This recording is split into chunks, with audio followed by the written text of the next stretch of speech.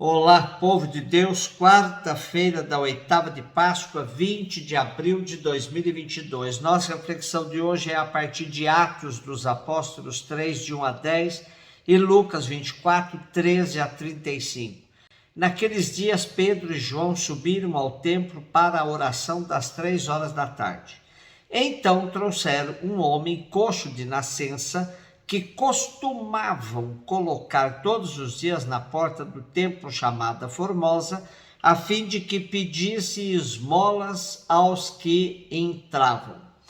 Quando viu Pedro e João entrando no templo, o homem pediu uma esmola.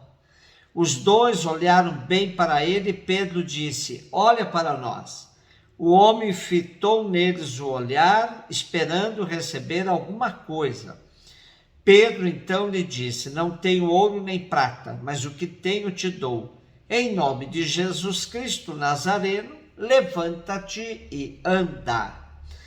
E pegando-lhe a mão direita, Pedro levantou. Na mesma hora, os pés e os tornozelos do homem ficaram firmes. Então ele deu um pulo, ficou de pé e começou a andar. E entrou no templo junto com Pedro e João, andando, pulando, louvando a Deus. O povo todo viu o homem andando e louvando a Deus e reconheceram que era ele que pedia esmolas, sentado na porta formosa do templo, e ficaram admirados e espantados com o que havia acontecido com ele. Pedro e João subiram ao templo para a oração das 3 horas da tarde. Isso é prova de que os primeiros cristãos, os discípulos de Jesus, seguiam os costumes judaicos normalmente. A novidade cristã ainda não tinha arrebentado os odres velhos e nem aberto ainda mais o buraco remendado no velho tecido. Mas isso ainda vai acontecer. Por enquanto, a novidade cristã está acomodada entre as paredes do templo judaico. Em volta do templo reuniam-se pobres, enfermos, em busca de socorro, cura. Quem sabe algum coração generoso manifestaria solidariedade com eles. Ao pedido de uma esmola da parte de um coxo de nascença, Pedro e João lhe dão atenção, fitam o enfermo e pedem a ele que faça o mesmo. E evocando o nome de Jesus Cristo, o Nazareno, Pedro lhe dá o que tem, não uma esmola, mas a possibilidade de uma vida nova. Pedro o ajudou a se levantar e a caminhar. Desta forma, Pedro dá continuidade à missão libertadora de Jesus. Os sinais realizados pelos primeiros tinham a função de conferir autoridade ao anúncio do evangelho, à pregação apostólica. Tudo era feito em nome de Jesus, nome que tem poder e autoridade. Lendo os Atos dos Apóstolos, percebemos a importância dada ao nome de Jesus por todos os que aderiam ao seu projeto. Projeto que continuava vivo e libertador por meio dos discípulos e discípulas de nosso Senhor. Lucas 24, 13, 35. Naquele mesmo dia, o primeiro da semana, 2 dos discípulos de Jesus iam para um povoado chamado Emaús, distante 11 quilômetros de Jerusalém. Conversavam sobre todas as coisas que tinham acontecido e enquanto conversavam e discutiam, o próprio Jesus se aproximou e começou a caminhar com eles. Os discípulos, porém, estavam como que cegos e não o reconheceram. Então Jesus perguntou: "O que ides conversando pelo caminho?" Eles pararam com o rosto triste e um deles, chamado Cleofas, lhe disse: "Tu és o único peregrino em Jerusalém que não sabe o que lá aconteceu nesses últimos dias?" Ele perguntou: "Mas o que foi?" E os discípulos responderam: "O que aconteceu com Jesus, o Nazareno, que foi um profeta poderoso em obras e palavras diante de Deus e diante de todo o povo. Nossos sumos sacerdotes e nossos chefes o entregaram para ser condenado à morte e o crucificaram. Nós esperávamos que ele fosse libertar Israel. Mas, apesar de tudo isso, já faz 3 dias que todas essas coisas aconteceram. É verdade que algumas mulheres do nosso grupo nos deram um susto. Elas foram de madrugada ao túmulo e não encontraram o corpo dele. Então voltaram dizendo que tinham visto anjos e que estes afirmaram que Jesus está vivo. Alguns dos nossos foram ao túmulo e encontraram as coisas como as mulheres tinham dito. A ele, porém, ninguém o viu. Então Jesus lhes disse: como sois sem inteligência, lentos para crer em tudo que os profetas falaram. Será que o Cristo não devia sofrer tudo isso para entrar na sua glória?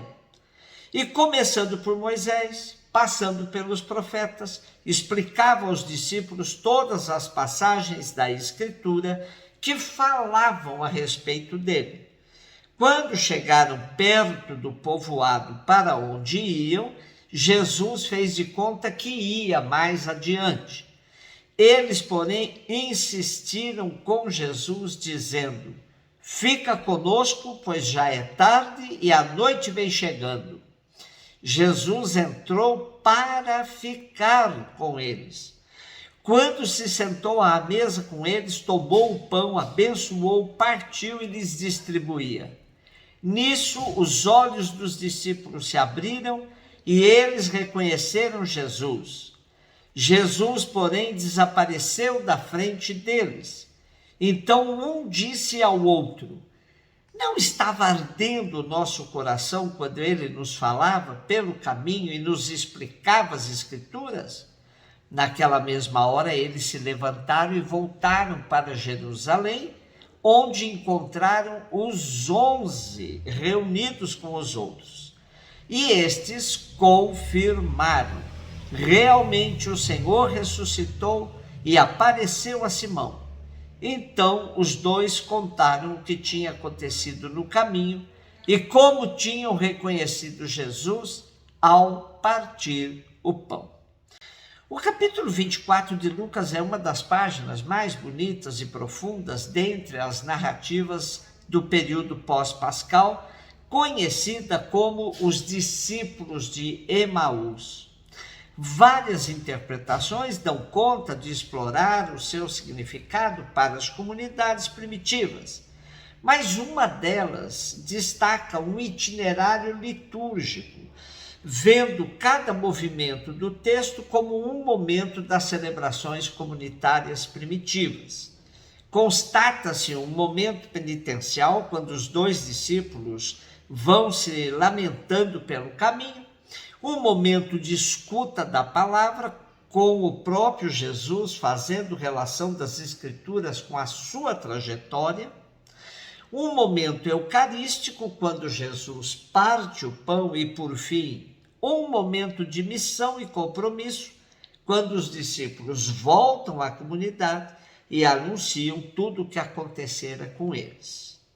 Interessante observar o movimento dos discípulos, que se afastam da comunidade penitentes e tristes para voltarem a ela com a alegria da convicção da ressurreição. Passaram da desilusão sobre o impacto do assassinato do Mestre para a alegria da ressurreição. Temos um esquema em 5 pontos que nos ajuda a aprofundar um pouco mais o sentido desta leitura. Primeiro, Jesus sempre vai ao encontro da humanidade que caminha. Ora, essa é a missão da igreja, acercar-se de todos os tristes e desiludidos da vida, sobretudo nestes tempos de fome, desemprego e tantas outras carências pelas quais passa o povo. 2. Jesus compartilha o caminho dos seres humanos, libertando as pessoas de todas as depressões. É também missão da igreja ajudar o povo a descobrir um novo sentido para a sua vida, que o leve a viver sob o impacto da boa nova da ressurreição. 3. Jesus ilumina com as Escrituras o caminho existencial de homens e mulheres.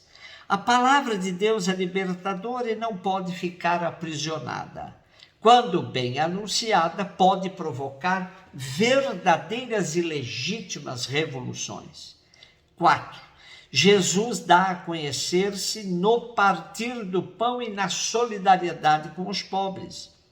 A Eucaristia é sempre um ato profético, pois nela Jesus nos dá seu corpo e sangue, anunciando que todos têm direito de recebê-lo e denunciando todas as barreiras criadas para o acesso a ele.